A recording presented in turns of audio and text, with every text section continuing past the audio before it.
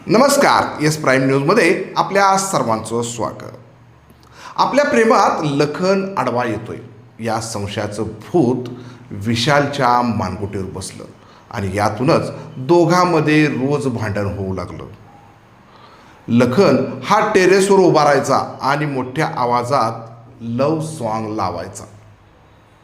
यातूनच विशालचा राग अनावर झाला आणि विशाल जगतापच्या खुनाचं प्लॅनिंग त्याच्या डोक्यात शिजलं. त्यानं मारताना देखील नवनव्या ट्रिकचा वापर केला, ज्यामध्ये हत्यार एक नव्या पद्धतीचं बनवलं तर खुनानंतर कसं पळून जायचं याचं देखील त्यानं प्लॅनिंग केलं होतं.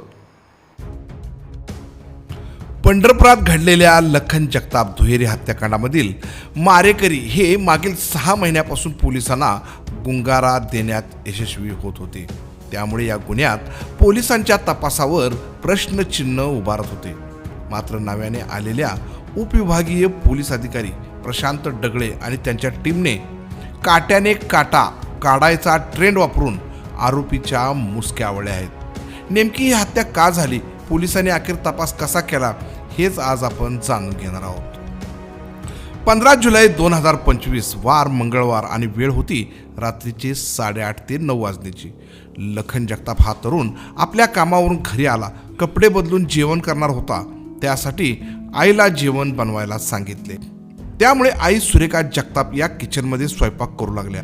इकडे विशालने लावलेल्या फिल्डिंगमध्ये लखन घरी आल्याची खबर अल्पवयीन आरोपीने विशालला दिली. विशाल आणि त्याचा चुलत भाऊ अथर्व शिंदे नाईक हे दोघेही नदी किनाऱ्यावर बसले होते. काही मिनिटातच हे दोघे लखनच्या घराजवळ आले आणि तिघांनी मिळून लखनच्या घरात घुसून लखनवर धारदार हत्याराने हल्ला सुरू केला. हा हल्ला इतका क्रूर होता की लखनला काही समजायच्या आतच तो रक्ताच्या थारोळ्यात पडला.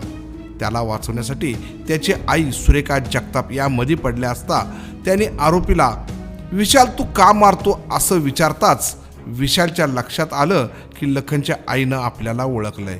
त्यासाठी पुरावा नष्ट करण्यासाठी त्याने तिच्यावर देखील हल्ला सुरू केला.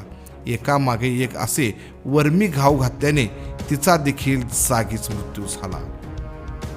हे सारं मास्टरमाइंड आरोपी विशाल शिंदे नाईकने तपासादरम्यान सांगितलं होतं. या घटनेनंतर मृत लखनचे वडील रात्री 10 वाजता घरी आले आणि दोघंही मायलेक रक्ताच्या थारोळ्यात पडलेले दिसले. त्यावेळी त्यांच्या रडण्याच्या आवाजाने विशाल घटनास्थळी लगेच आला. वास्तविक विशाल हा शेजारीच राहत असल्याने तो लगेच घटनास्थळी आला. त्यावेळी याच विशालने पोलिसांना देखील फोन करून या घटनेची माहिती दिली.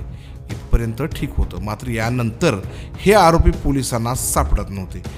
विशाल शिंदे नाईक यानं एवढं नियोजनबद्ध खुनाचं प्लॅनिंग केलं होतं की हत्येनंतर लखनचा मोबाईल देखील घटनास्थळी ठेवला नव्हता. त्यावेळी आरोपीने लखनच्या घरातील टीव्हीवर सुद्धा राग काढला. हा टीव्ही नेऊन त्याने नदीत फेकला होता. त्यामुळे पोलिसाकडे या हत्येचा कोणताच पुरावा हाती लागला नाही. शहर पोलिसांनी लखनच्या मोबाईलवरील CDR आणि लोकेशन तपासली. अनेक लोक तपास कामे आणून चौकशी देखील केली. मात्र शहर पोलिसांना यश आलं नाही. अखेर मागील काही दिवसांपूर्वी उपविभागीय पोलीस अधिकारी म्हणून IPS अधिकारी प्रशांत डगळे यांची नियुक्ती पंढरपूरला झाली. त्यांनी लगेच या हत्येची फाईल ओपन करत अभ्यास केला. मात्र आरोपीने कोणताच पुरावा मागे सोडला नव्हता. त्यांनी या प्रकरणात मुळाशी जाऊन तपास करणारे पोलीस कर्मचारी ज्यांना हा संपूर्ण प्रकार माहिती आहे असे एक सूरज हेंबाडे आणि 2 शरद कदम यांची सोलापूरला बदली झालेली. मात्र त्यांना विशेष तपास कामासाठी म्हणून त्यांनी पुन्हा पंढरपूरला रुजू करून घेतले. पोलीस कॉन्स्टेबल सूरज हेंबाडे आणि शरद कदम यांनी DYSP प्रशांत डगळे यांचा आत्मविश्वास वाढवत याच संशयित आरोपीमध्ये त्यांच्याच मित्राला खबरी म्हणून सोडले आणि गुप्त माहितीनुसार यातील एका आरोपीला ताब्यात घेत संपूर्ण हत्याकांडाचे रहस्य उघडले. यामध्ये मास्टर माइंड आरोपी ठरला विशाल शिंदे नाईक, तर त्याचा चुलत भाऊ सार्थक शिंदे नाईकने त्याला सर्व प्रकारची मदत केली. एक अल्पवयीन आरोपीने त्याला सगळ्या खबर देत साथ दिली. हे झालं संपूर्ण प्रकरण. मात्र या खुनामागचं नेमकं कारण सांगायचं झालं तर हे होतं 1-2 लेकराची आई, जिचा विशाल शिंदेसोबत अनैतिक संबंध होते. ही राहण्यास बरोबर लखनच्या घरासमोर होती, तर मध्यभागी लखनचे घर होते आणि मागे विशालचे घर. त्यामुळे या घटनेला प्रेमाचा त्रिकोण नव्हे तर प्रेमाची एकच लाईन निर्माण झाली आणि या दोघांमध्ये कधीकधी लखन त्याच्या घराच्या टेरेसवर उभा राहून मोठ्या आवाजात गाणे लावायचा. त्यामुळे विशालला वाटलं की आपली प्रेयसी लखनच्या प्रेमात पडली. यातूनच या दोघात भांडण सुरू झालं. खरं तर ही महिला लखनसोबत देखील बोलायची, कारण ती त्याच्या नात्यातील होती. यावरून विशालचा संशय वाढला आणि यातूनच विशाल शिंदे नाईकने दुहेरी हत्याकांडाचं प्लॅनिंग शिजवलं आणि 15 जुलैला ते घडवून आणलं. एका सिनेमाच्या स्टोरीला देखील लाजवेल असं प्लॅनिंग त्यानं बनवलं. मात्र पोलिसांचे फक्त हातच लांब नसतात तर माइंड देखील जगापुढचे असते, हेच पोलिसांच्या या तपासातून दिसून आलंय.